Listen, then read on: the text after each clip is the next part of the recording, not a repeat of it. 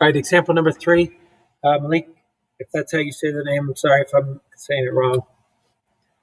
And 2 friends earn M dollars in 1 week doing odd jobs. They split the earnings so that each friend gets 1/3 of the total earnings. Malik uses $32.50 of his earnings on lunch each week. Last week, the 3 friends earned $963. How much money did Malik have left after paying for his lunches? So they earn M dollars, they split it in thirds, and then he pays for lunch, right? So how do I jot this down? A couple of different ways you can do this. He's got his earnings, divides it amongst his 3 friends, and then he subtracts how much he pays for lunch.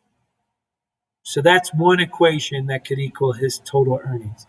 Another one you could do is he's got M dollars. He's going to multiply it by 1/3 because he only gets 1/3 of it. His friends get the rest.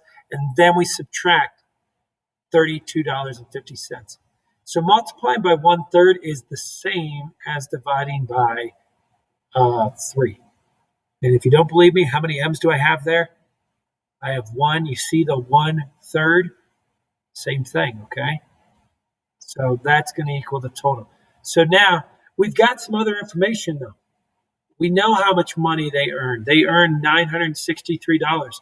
So we can substitute. We have our formula. It's written down. Now we can do our step 2. We can substitute in a number. And then step 3, we can start solving. Okay? So I'm going to substitute into this equation and substitute 963. Then divide that by 3 and then minus 32.5. So what we got to do is our GEMDAS tower, order of operations.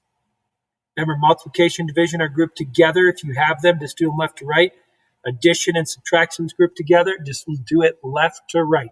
So don't be like, oh, I got to do addition first. That's not true. When all you have is addition, subtraction, you do those left to right as you see them. And I always put a G instead of PEMDAS because there's grouping symbols. There's parentheses or there's brackets. And there's other things people could be using, but we talk about grouping symbols instead of just parentheses.